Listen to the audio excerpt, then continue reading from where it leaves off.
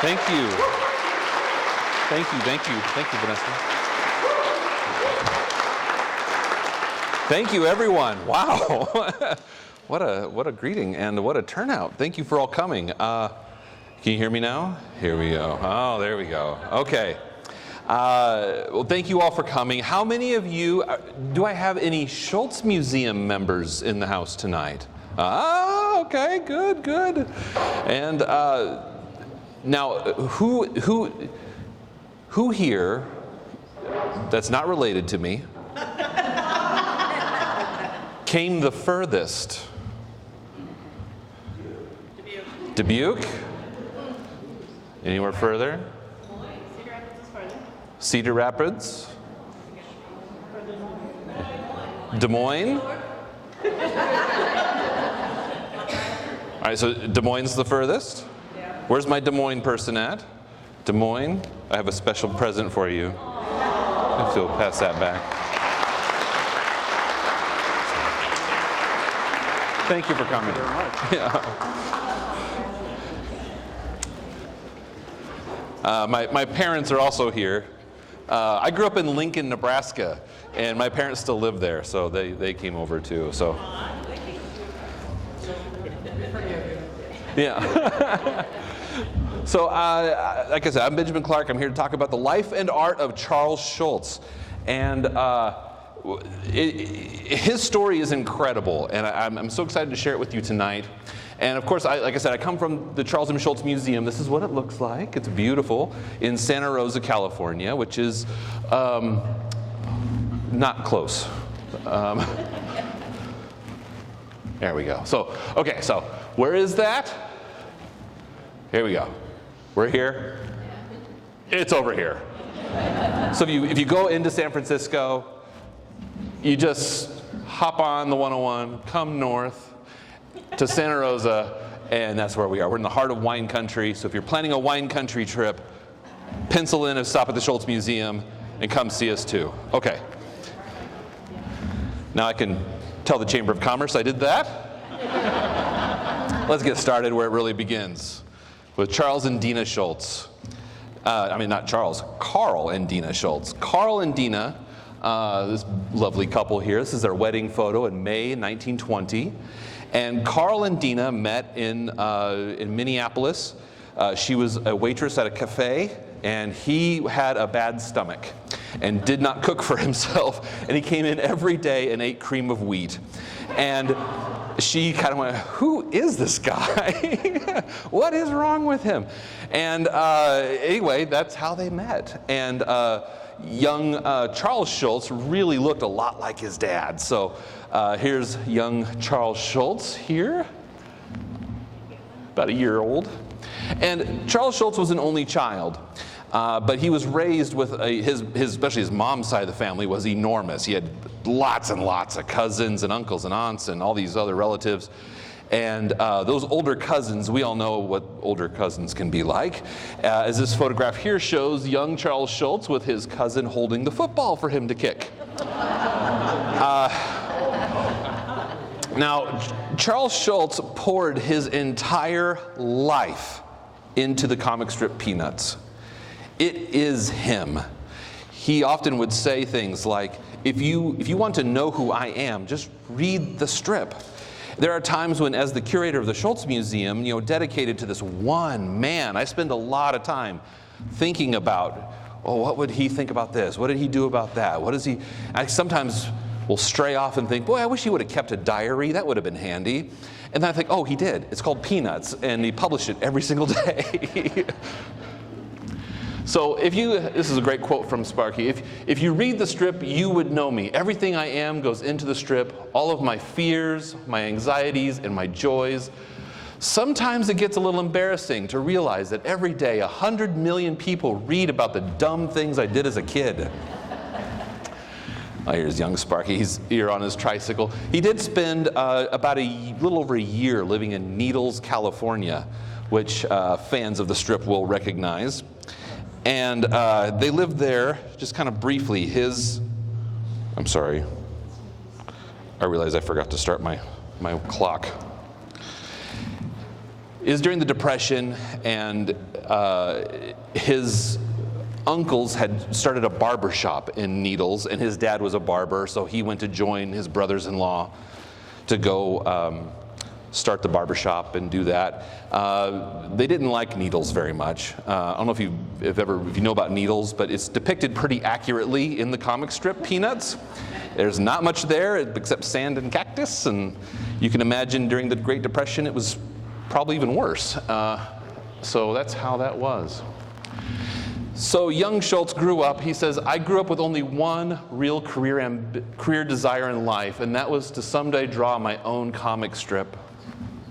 And I've included a character here named Sparkplug.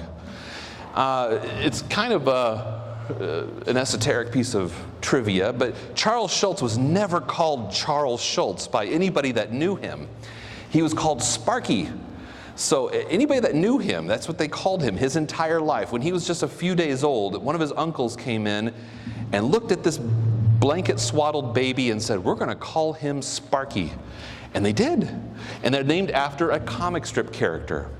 You can't make this up, that one of the greatest cartoonists of all time was nicknamed after a comic strip character his entire life. He said the only people that ever called me Charles was my teachers and the army. This is an original Barney Google strip, which is where the character Sparkplug appeared. Sparkplug appeared in the summer of 1922. Schultz was born Thanksgiving weekend, 1922. And the character Sparkplug just became a phenomenon through that period. And this is an original Schultz was gifted at one point in time with Sparky front and center. So he grew up in the Twin Cities, except for that brief interlude in Needles. But here's Sparky and his dad with one of their dogs. Yeah, with the sled in the snow. Yeah, of course. Doesn't look too dissimilar from here, I imagine. And here's Sparky again with his dad and a couple of his neighborhood buddies. His dad would flood the backyard and put up a little ice rink there for the boys to play hockey on. They'd play on the streets. They'd play hockey constantly, apparently through the winter months. He said they would even sneak over to a Catholic school that had a private rink outdoors that they would go play on at night. And he loved hockey his whole life. Even when he moved out to California, there was a little rink there in Santa Rosa that he and his kids and his wife would skate at. And the boys would play hockey. The girls were learning figure skating. And at one point, the two brothers that ran that rink, somebody had come around and inspected the building. Where we're at, just north of San Francisco, is prone to earthquakes. You have to inspect your buildings periodically. They said, oh yeah, this building's no good. We're going to have to take it down. And his wife came home and told him the story. He says, oh, I wish there was something we could do about that. And she said, oh, I'm glad you said that. I have an idea. And they built an Olympic-sized ice hockey rink, basically, there in Santa Rosa, which is still there today. It's right across the street from the museum. And Schultz it was his happy place. It was where he would go every morning for breakfast. There's a little cafe attached. And he would eat his breakfast there every day. He'd eat lunch there almost every day, walk over from his studio about a block away, and do that. He loved ice. And growing up, of course, in the Twin Cities, he got to read comics. I mean, all of us here have to cast our imaginations back, since none of us have living memory, really, of what it was like to be someone who was reading newspapers in the 20s. But the newspapers were big, and the comic sections today are just anemic compared to what they had back then, because it wasn't just one, it wasn't just two, it wasn't just three. He had 4 gigantic comic sections every single Sunday to pour through, to examine. Very early on, he became a student of what the comics were. And this was a major form of entertainment for people. You have to remember, this is before, not just like the internet, this is before TV. This is before, like, everybody had a radio even. And so this was the the way that people, communicated with each other and shared this common pop culture. They were talking about the adventures of Moon Mullins and Popeye and some of these old-time characters. And Schultz was just instantly enamored with it. His dad, like I mentioned, he owned a barber shop there in St. Paul, and he would bring home the newspapers every day. And that's also a place where Schultz would go. He said, whenever I was feeling lonely, I would go to my dad's barber shop, because there he could just kind of hang out. He was a tremendously shy kid, and sometimes he would just kind of feel the need to go be somewhere safe, and that's where he would go. He'd go read the newspapers. And of course, all of that goes right into the comic strip. Charlie Brown's dad is a barber too. Guess what? I love this one. When I'm real lonesome, I like to go to my dad's barber shop. He always smiles. Don't need that. He always smiles when I go in and says hi. The two men who work with him are nice to me too. They always ask me if I've come in for a shave. Look at that grin. I love that. We don't get to see Charlie Brown smile enough, That's good stuff. So Sparky and his parents, it was just the three of them. They were a pretty close-knit little family, and they had their dog. That's Spike. Now, Spike becomes the subject of Schultz's very first published comic in 1932. He sends us into Ripley's Believe It or Not, talking about Spike, as you can see there, drawn by Sparky, describing a hunting dog that eats pins, tacks, and razor blades, is owned by C.F. Schultz in St. Paul, Minnesota. Apparently, Spike was he was a mixed breed dog. He was a farm dog that was given to the family at one point, and would do all these things. Schultz said he knew at least 50 commands.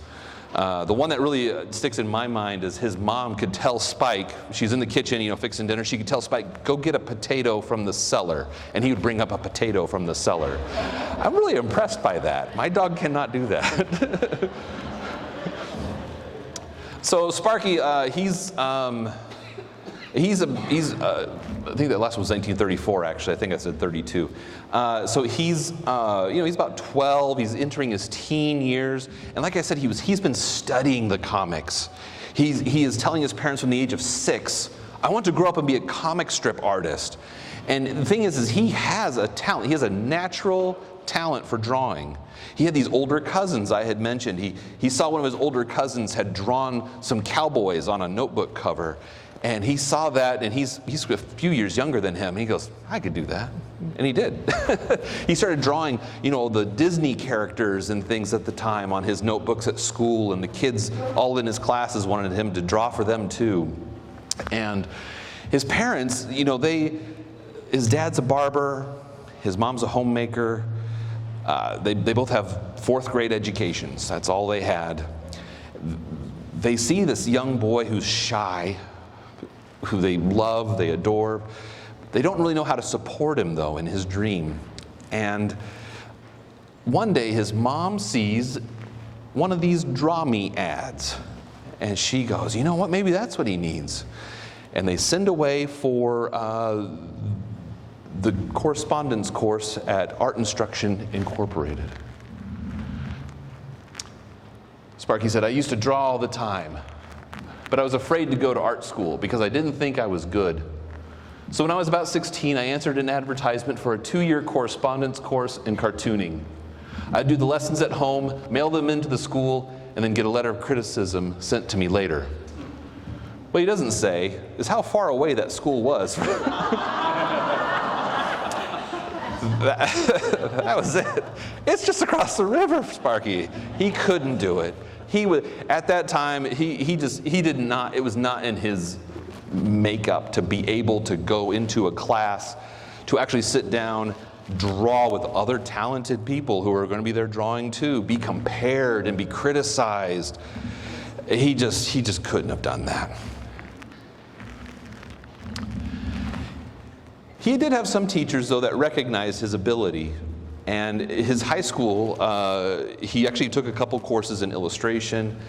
And one of the yearbook teachers, sponsors, she said, hey, Sparky, you should draw some cartoons for the yearbook for his senior year of high school. We have a couple here from our collections. I love this one. It's kind of hard to read here, but it says, it's signed to one of his classmates, "The pen is mightier than the sword," Charles Schultz.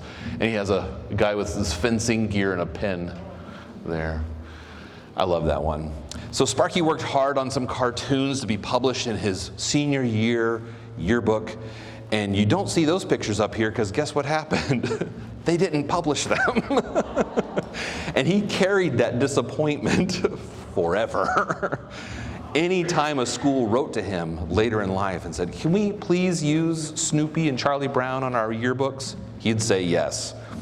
And in fact, at one point, there's a reporter in the 80s who's interviewing him in his studio, and she makes a note about how he has a stack of yearbooks that go from the floor all the way to the ceiling, and she's worried about them falling over and crushing him because he just kept them forever.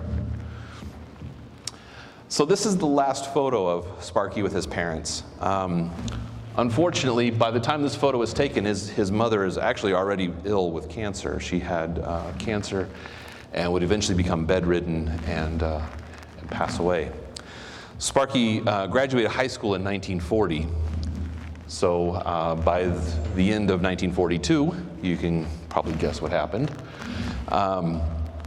He is drafted into the U.S. Army. He joins the 20th Armored Division and is going through his induction at Fort Snelling, and still able to come home on the weekends.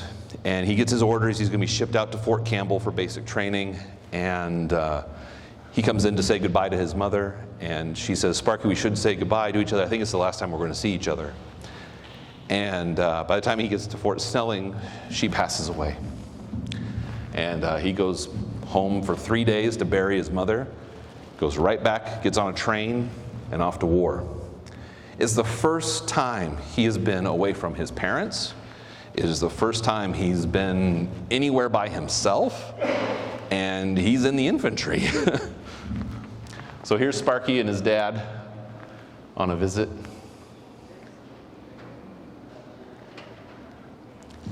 So he arrives there, and he's, understandably, he's a wreck emotionally. He is, he's having a really hard time, a notably hard time. And there's a guy named Elmer Hagemeyer who sees this guy. Elmer's about 10 years older than Sparky, and he's a beat cop from St. Louis. And he sees Sparky and he kind of goes, "This guy needs some help."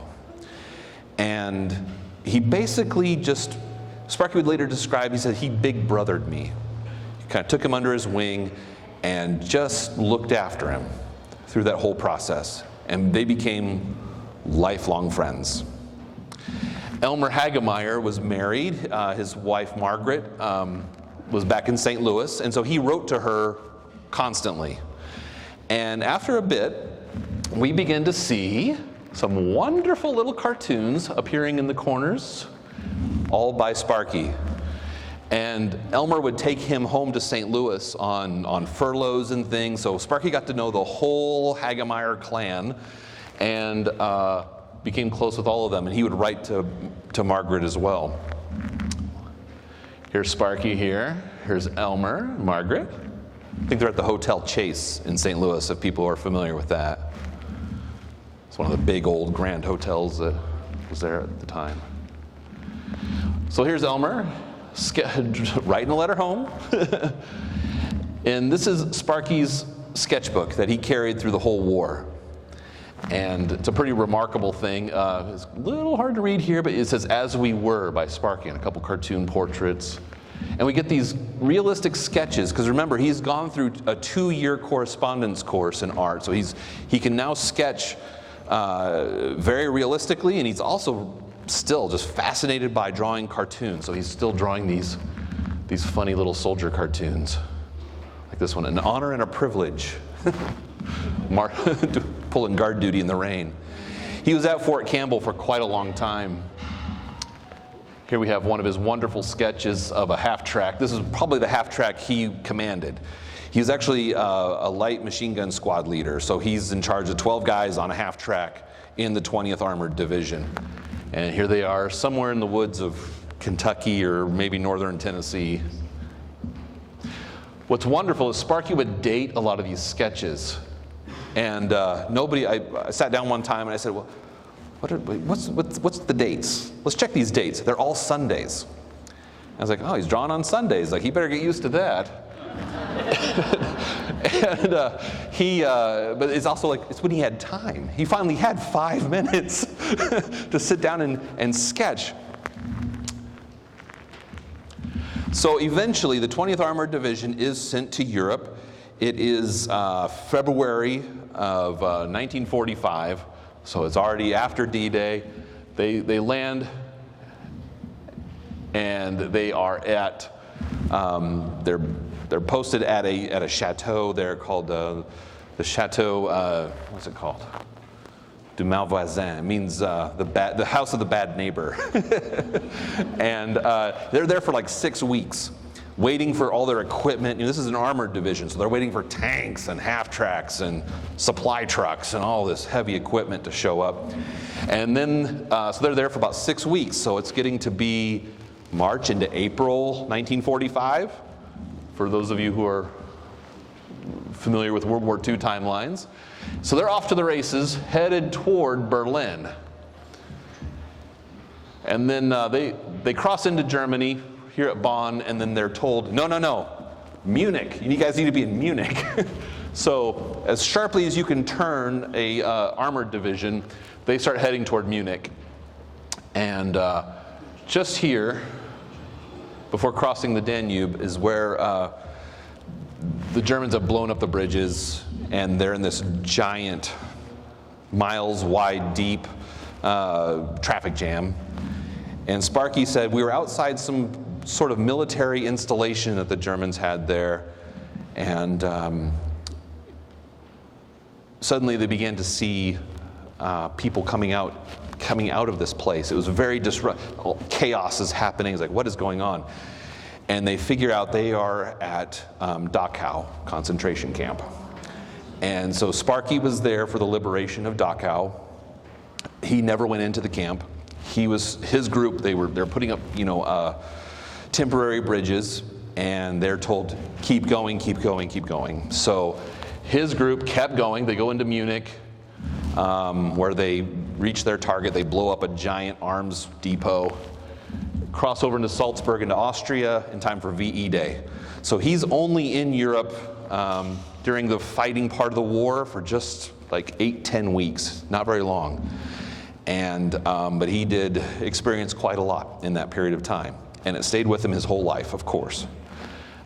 His group is packed up almost immediately, sent back to the U.S. to refit for the invasion of Japan. They get back, they get to California, about to be shipped off, and VJ Day happens. So he never went over there. But, oh, sorry, I forgot that part. There we go. So Sparky comes home, and already the local newspaper, he has recommitted himself. And you know what? The Army really changed Sparky a lot. He was no longer that shy kid. He was now this guy who had been in charge of 12 other men in war. He had come out of that with a lot more confidence, with a lot more self-awareness. And he hits the bricks immediately. He says, I'm going to become a cartoonist now. I'm ready. And he writes to a friend of his here in April 46, so he's only been home a couple months. And he says, as soon as I shed the Class A ODs, I started drawing up a few samples and headed out into the cruel world to see who would be lucky enough to employ me. Foolish people. And sure enough, he gets a break. The St. Paul Pioneer Press begins to publish these funny little cartoons he starts drawing with these kids called Sparky's Little Folks. He draws this for a couple of years and even manages to land, I think, 17 of these in the Saturday Evening Post. This is the first one.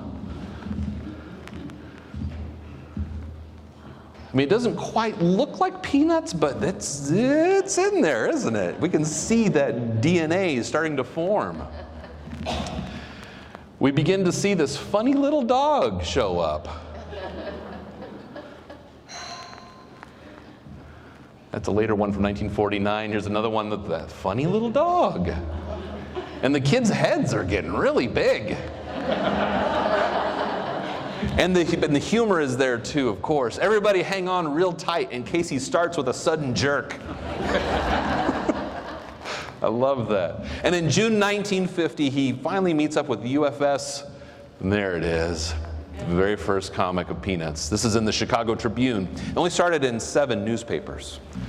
But I mean, some of them are good. I mean, the Tribune, Chicago Tribune, Washington Post, Denver Post. I mean, these are some pretty big papers.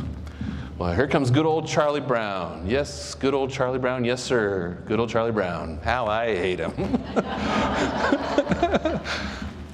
Charlie Brown's named after a friend of his that worked at art instruction. So after the war, Charles Schultz gets hired by that correspondence school. He's filling in for somebody else who's gone for a bit, and then they hire him on permanently. And Charles F. Schultz, as we call him at the Schultz Museum so we can keep everybody straight. Charles F. Brown was one of these other instructors. And he was the guy, when he came into the room, the party started. That's how Charles Schultz described him. He was just a fun guy. And he's one of these people you always just called by his first and last name, Charlie Brown. And when he needed a name for these characters, because that was one of the things that United Feature Syndicate wanted. They said, those kid cartoons are great. We like the art, we like the humor, but we want to do a strip, not just panels, and we want you to develop some characters. They need to have names. Can you do that? Of course. And they said, well, get some names that won't, get you in trouble down the road, like legally, like grab some friends' names and stuff. They actually encouraged him to do that. And so he asked Charles F. Brown, hey, can I use your name in my strip? Oh, yeah, whatever, sure. And Charles F. Brown says, he came over and he saw him drawing. He said, oh, is that him? Oh, I thought it was going to look like Steve Canyon. So Charles Schultz always dreamed of being a cartoonist. And so, like I said, he started in 1950 with Peanuts, and by 1955, he's in 100 newspapers. Wow! He is elected as the greatest cartoonist of the year by the National Cartoonist Society, elected such by his peers, the other cartoonists. And he's given the Reuben Award, which is that award. And it's even given to him by the man himself, Rube Goldberg, who the award is named after, who was an old-time cartoonist. And Sparky has achieved every dream he ever dreamt by 1955. And he is just getting started. Of course, Peanuts goes through, it's almost 50 years of daily comics. The strip evolves through that period of time just by the daily drawing. Schultz develops his points of view and his humor all along the way, and it just gets richer and it's different. That's one thing that I actually kind of, when I was hired at the Schultz Museum, now 5 years ago, I was like, man, it's one guy. How much can I really write about one guy? Well, good thing it's as rich as it is, because I've got a long way to go. I'm just getting started myself, so it really is incredibly rich, and Peanuts stands up under repeated readings. I have read the entire body of it now a couple of times, and it's different. It stands up. It's different from when you read it as a kid, and from a teen to your young adulthood to middle age, and all the way up. It changes. And just to give you a little visualization what that looks like. So this is, a couple months of strips. Here's a year? There you go. 17,897 comic strips. Sparky Drew every single one. Lettered every single one. He wrote the joke for every single one. Lynn Johnston, who was the cartoonist for Better or for Worse, that cartoon strip, so they were good friends, and they would call each other, oh, how's it going? You got any ideas? How's it going today? You drawing good or not? And one day he said, I'm not thinking of anything. And she says, well, Sparky, that's just how it goes sometimes. He's like, I feel like I'm on the bungee cord of life. I'm just up there bouncing up and down. And she goes, there you go, Sparky, that's it, bungee cord of life. He goes, what are we talking about? Well, that's your idea right there. You can make that into a comic strip. Oh, I didn't say that, you did. No, I didn't. You just said it. They had an argument about who said it because Sparky was that strict about using other people's ideas. Jean Schultz, his wife, told me a story about how they went to a concert. They went to like a symphony concert, and they came out of it, and she's like, she said, I thought of something kind of clever to say, and I told him, and he laughed, and I said, hey, that would make a pretty good comic. And he goes, yeah, I hope you can sell it to somebody.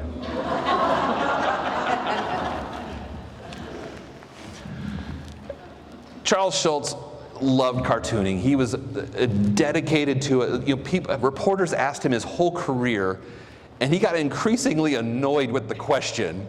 And now that I've been reading these interviews for so long and have gotten to know him as well as I can, I get a little annoyed reading it too. They ask, why do you keep doing it? Why don't you hire some help? That's what a lot of cartoonists have done. A lot of his contemporaries, they had a stable of artists and gag writers and other people and assistants, and that's just how newspaper cartooning works. And he was such a purist. He was old school for 1950, and stayed that way until he died in the year 2000. And there's something he says I really love, especially as now the curator of his art. There's something fascinating about seeing the originals. They're so much better than what we see in the newspaper. And I got to agree. I want to share a few originals with you that are not in the exhibition upstairs. So this is our oldest original at the Schultz Museum's collection. This is kind of a recent acquisition for us, and it's actually an expanded gag. He actually used this pose in one of those Little Folks cartoons early on. And this is actually Shermie, so the guy that says, oh, how I hate Charlie Brown, this is him. And Snoopy, this is within the first 6 weeks or so. This is the oldest one, the oldest original that we even know of. It's pretty great. And this is our earliest Sunday that we have that's published. We actually have another recent acquisition, and I figured it was kind of a mystery, and I figured out what it was. It is Charles Schultz drawing a Sunday that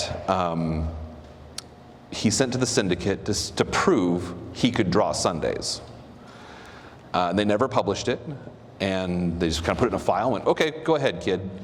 And because the contracts for the 6 days a week and Sundays are two separate things. But this is our oldest Sunday at the Schultz Museum. And look at the detail in this. This is incredible. I love these little toys, the crane and the truck. Look at this house.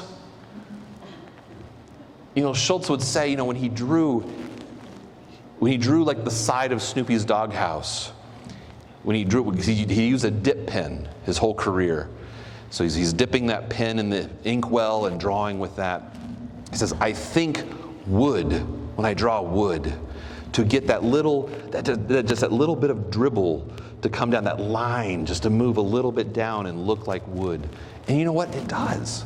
It's amazing to me, looking at it now, how like this utility pole looks different than the texture of this house and this fence post and things.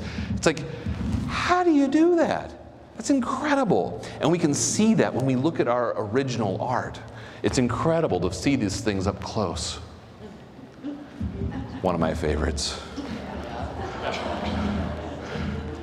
This is just so happy dark and stormy night day yesterday. That was yesterday. Today is Happy Pigpen Day. It's the first day for debut of Pigpen. This is one of my all-time favorites. I really love the world-famous writer. Identify with that. I'm taking you through the decades. So here's 1975. Again, Charles Schultz. Some people they say, oh, there were critics in his lifetime who said it looks like he's using a rubber stamp on these characters and just churning them out. It's like, you have not looked at the originals. You don't understand the artistry that this guy was really capable of. And some of these Sundays, it really comes through. You see a lot more than typical, how he would play with the perspective and the line, the shading, all of it, and achieve all these various things. It's incredible. I love these silhouette panels when they turn up. Just incredible.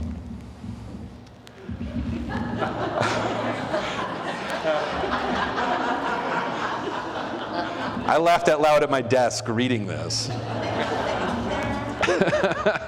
You can hear that, can't you? That's incredible. And the thing about Charles Schultz is he constantly experimented. He's been drawing the strip, by 1988, he's been drawing it for almost 40 years. And he calls his syndicate one day because he sees some other things going on the comics page.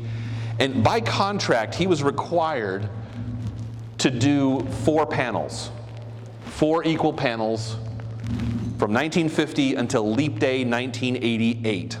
So it is 38 years, 4 panels. You cannot change the format. And that was because they would print Peanuts horizontally, vertically, and in a 4x4 or 2x2 square in various newspapers. That was part of how they sold Peanuts to begin in those earliest days. You could use it anywhere in the paper. It could save space. You can do that. But by 1988, he goes, I don't think I have to do that anymore. And the syndicate said, yes, Mr. Schultz. Because by then he was Charles Schultz. And the majority we see for dailies are 3 panels. So apparently he was really wanting to do 3 panels. But he would also experiment with things like, I love the single panels. Those are some of my favorites. They go back to his days as a magazine cartoonist. And he plays with the pace, with the lighting, with everything. He is just really putting on a show when we see these single panels. And they're some of my very favorites. And even in the 90s, he's experimenting. Like I said, he's doing some of these crazy, like, narrated strips where it's like, where did this narration come from? Who's that? Is that Charles Schultz speaking directly to the readers? Is this some omniscient, like, what is this? This is crazy. And they're wonderful. And of course, one that chokes me up if I read it, in February 12th, 2000, this was on printing presses on the night of the 12th when Charles Schultz passes away. This is the final strip. And it's really incredible. Talking with Paige Braddock, who was an assistant in the studio at the time and is now, she's I forget what her title is. Basically, she's in charge of the Schultz studio. And she talked to Sparky and got him. He dictated to her what to print here. And she asked him about some of his favorite things from the strip. What were some of the memories? And he said, it always made me laugh when Lucy got hit on the head with a baseball. I always thought that was kind of funny that he's talking about it like he wasn't the one drawing it. Like it was something he was watching. But it's just incredible. So anyway, we'll end there for now for me talking. Do you have any questions? I imagine there are a couple. So, yes. Tell us about the little redheaded girl. The little redheaded girl. She's real.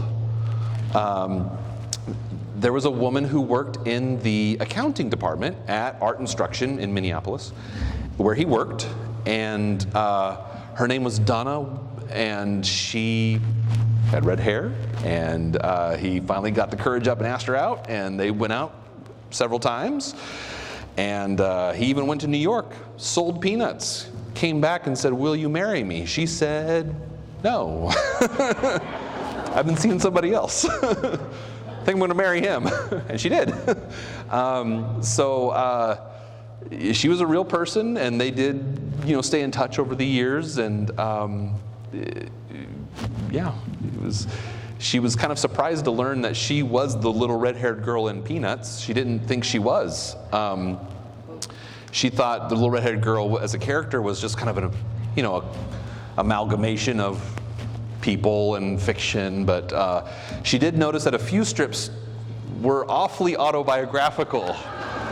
And there's a story about, like, there's like a Sunday where Peppermint Patty asked Charlie Brown, like, what's true love and what does that look like? And he says, oh, my dad told me a story about how, the girl locked him out of the car and he had to run around to the other side and she locked it on the other side and she was laughing at him. And that was a real story that really happened while they were dating. And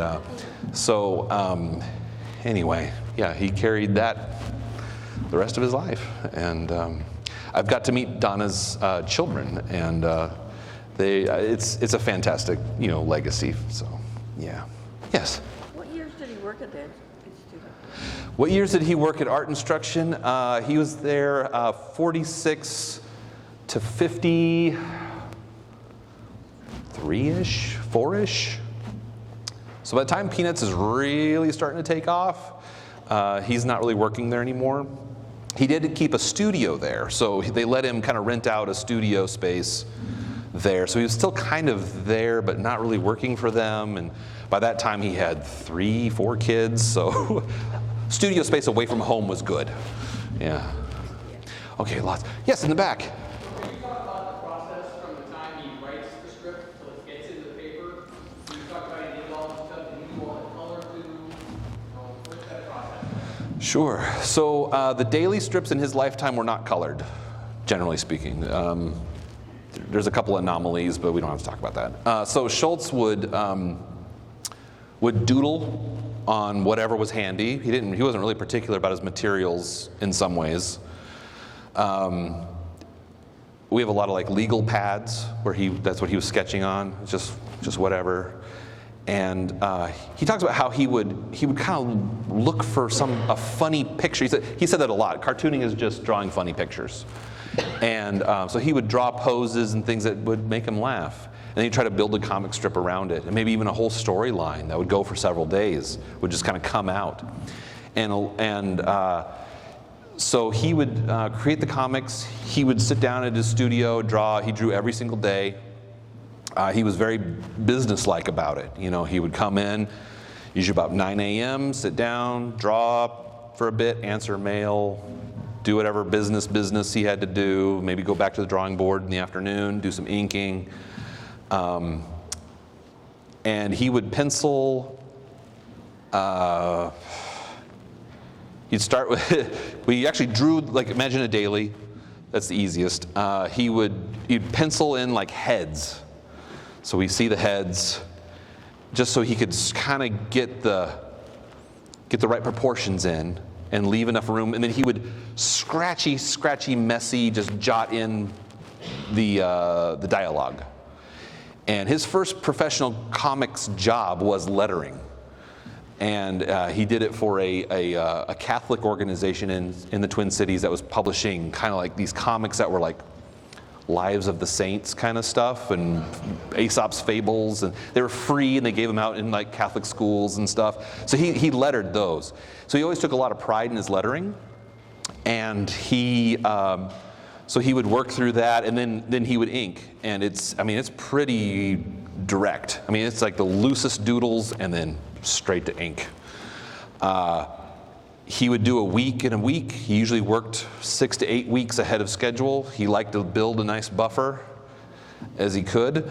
And like I said earlier, dailies and Sundays are completely separate contracts, separate schedules. Sometimes those are like 10 weeks ahead they have to be, and he wanted to be ahead of that. So sometimes he'd talk about, it's kind of hard to get your head, it's October and I have to think of a Christmas strip, and because he was working that far ahead. The colors on Sundays, what they would do is they would print a proof, and then they would overlay it with a onion skin paper basically, and then they would.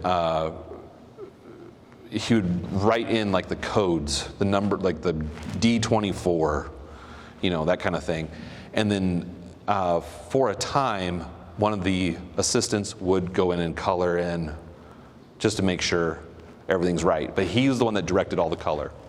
So I mean, that was like the most he would allow assistants to do was paste on the copyrights and color in the colors he already picked.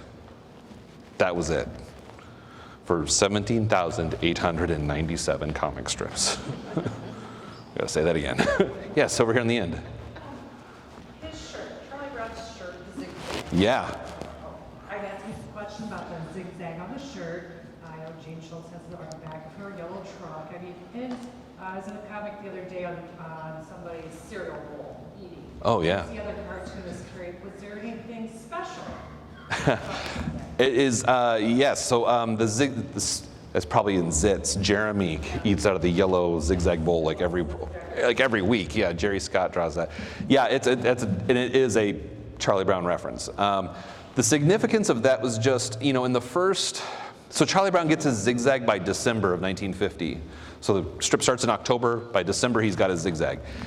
He said, Charlie Brown is so plain, like that's part of the point of the character. And he's like, this doesn't work. He's got to jump off the page. People have to be able to find him and see him. If he's going to be and that's the thing is Charles Schultz, he from the beginning, day one, Charlie Brown's the main character of Peanuts. And he said, I got to do something. And he just added the zigzag, and that was it. Where did the zigzag come from? Oh, that's a thesis. That's a doctoral work right there unto itself. I have my theories, other people have theirs. Yes, right up here up the middle. Can you talk a little bit about Bill Melendez and Charles Schultz relationship? Yes. Sure. Okay, so Bill Melendez is the head of the studio that did all the classic Peanuts animations, and even the earliest ones. A lot of us maybe don't know or had forgotten that the very, very first Peanuts animations were Ford commercials for the Ford Falcon that aired on the Tennessee Ernie Ford variety show. And those were all done by Bill Melendez. Bill had worked for Disney. He worked for everybody. And then he eventually opened his own shop. And they had a very good relationship, a really collaborative one. Those two, and Lee Mendelson was the producer on everything too, up until Lee's death just a few years ago. So those three, they put together all of that. And Schultz, he knew he was not an animator. Charles Schultz knew he himself was not an animator. That's another whole discipline, And so, being able to take those two-dimensional characters who cannot lift their arms above their heads, would look really weird in like different, poses that you would need in animation. Bill Melendez, he was really happy with how, Charles Schultz was happy with how Bill translated his characters into that three-dimensional kind of style and how he was able to achieve what he did through animation. So, yes. So I lived out in Windsor. Oh, Windsor, yeah. And the one thing I remember about the Charles Schultz story was that he was very good friends with Peggy Fleming. Yeah. And was very involved with the ice skaters because my sister-in-law was an Olympic ice skater. Wow. And she lived out there. And so, can you talk a little bit about that relationship that he had with ice skaters? So Charles Schultz was a lifelong athlete. He was good at almost any sport he tried, really. He was a pretty athletic guy, even though he was kind of small for his age growing up, because his parents had skipped him ahead a couple times and all crazy stuff. But he would eventually, he actually lettered in golf in high school. So he was on the golf team. He played baseball. He of course played hockey. He loved hockey. So when he opened his ice arena there in Santa Rosa, I mean it's even today still the biggest ice arena between San Francisco and Portland. I mean it's big, and we host all kinds of stuff constantly. So it became especially back when it opened, 1969. It became a mecca for for ice skaters to come and train, for figure skaters to come train, for hockey guys to get practices in. The pro and semi-pro teams in California would come up and train there. And Schultz loved it. You know, he loved that atmosphere and loved doing that. And every Christmas, he would produce an elaborate Christmas ice show at the arena for the community. So people who grew up in Santa Rosa and Sonoma County have fond memories of coming up from '69 until the early 2000s, coming in for these incredible ice shows.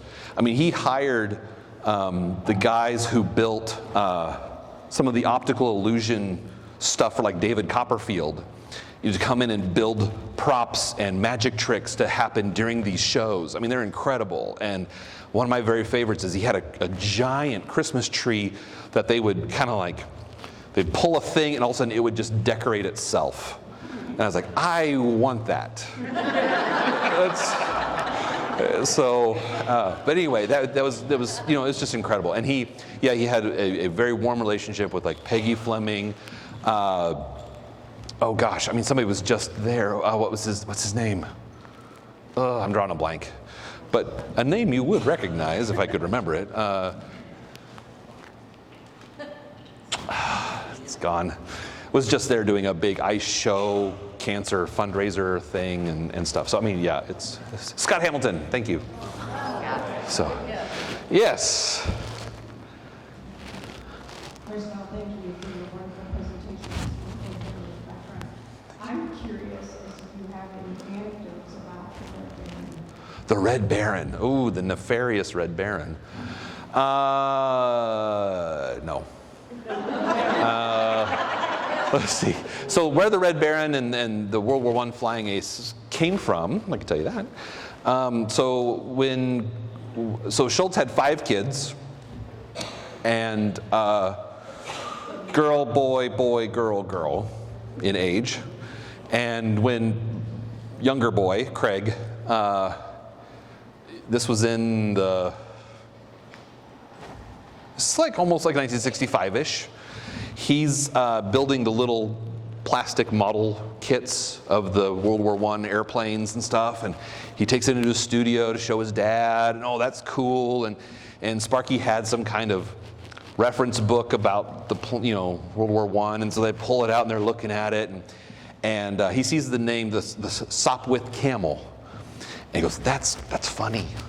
And he draws Snoopy wearing the leather flight helmet with the goggles, and he goes, oh, that's kind of good. And he draws him sitting on top of the doghouse, and the Flying Ace is born. And 1965, it appears in the second animated special, the Great Pumpkin, Charlie Brown. And there's a sequence in that of Snoopy as the Flying Ace fighting the Red Baron, and it just explodes. There's that the band, the Royal Guardsmen, come out with Snoopy versus the Red Baron, and they came out with several sequels of that song because it was a huge hit. Snoopy Mania is taking over the planet by then. Again, this is 1965-6. The Christmas special, which is the very first animated special, came out in Christmas 1965, and then Great Pumpkin came out in fall of '66. So it's right in that zone, and just perfect storm. Yes. So if he didn't do the animation on those, Yeah. did he write the story? Yes. So Schultz would work on the storylines and scripts. The studio people would look through old strips and find little vignettes, to adapt. So it was very collaborative, and but they're all being pulled out of his work, basically. So Schultz he wasn't always in the minutia and details. They do some things in the animated specials where we say it's not Peanuts canon. Snoopy has different numbers of siblings between the specials and the strip, things like that. So there's some things we don't really count in the animated specials. So that's Bill having too much fun. So Yes, over yonder, yes. Hi, yes, I was wondering, was there really a teacher named Miss Offmar somewhere in Charles' background? And did the teachers union ever threaten to sue over that voice? No, all the teachers I've met loved it. Miss Offmar. Oh, you're going to love this. Okay, so there's a little mystery in this too. There's a man who worked at the Humane Society named Jerry Jerish. And Jerry Jerish lived in Colorado Springs, where Schultz and his first wife Joyce lived. After they honeymooned there, went back to the Twin Cities, and then immediately moved to Colorado Springs. They stayed about 2 years and then moved back to the Twin Cities. So there's this guy named Jerry Jerish. He lived in Colorado Springs at the same time. I don't know if they ever met when he was there, but they did meet in Sonoma County and became close friends. Apparently Jerry, he had all these wild stories about the crazy, stupid things people do with animals. They're keeping a pet mountain lion and things like that. So Schultz really liked Jerry, and he actually met Jerry through his wife, Peggy, who was a teacher at the school, and where his kids went to school. She was the teacher for some of the two younger girls. Jerry Jerish, his first name, his given first name, is not Jerry. It's Offmar. And nobody knew that. But apparently he shared that with Charles Schultz. And he thought, oh, that's a funny name. And so when he needed a funny name, Miss Offmar for a teacher came into play. So Miss Offmar is inspired by a couple, Jerry and Peggy Jerish. And he worked at the Humane Society. Every once in a while you'll see, especially in the 60s, you'll see strips where they talk about, oh, that nice man from the Humane Society. And that's a reference to Jerry Jerish also. So, yeah, they were lifelong friends too. They lived in Sonoma County forever. So, yeah. Toward the back. Yeah.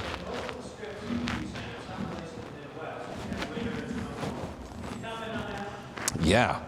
So Schultz lived in California. He moved out to Sonoma County in 1958 and lived there until his death in 2000. And you're right, the strip does take place somewhere where it snows, but they also make reference to, like, the time Lucy makes Linus's blanket into a kite and it flies out, and they say, oh, it was seen over Bodega Bay. Well, that's Sonoma County. There's actually quite a number of Sonoma County references in the strip as well. They talk a lot about Petaluma and the world's ugliest dog contest and things like that. That's all Sonoma County. So Schultz was asked, he was posed the same question. He goes, I don't really know. He himself wasn't sure. He says, I always pictured it like the post-war suburbs that popped up in Colorado Springs, where he lived 1951, 52. So really early in Peanuts. So I think it's all in there, brewing together. So it's everywhere. All right.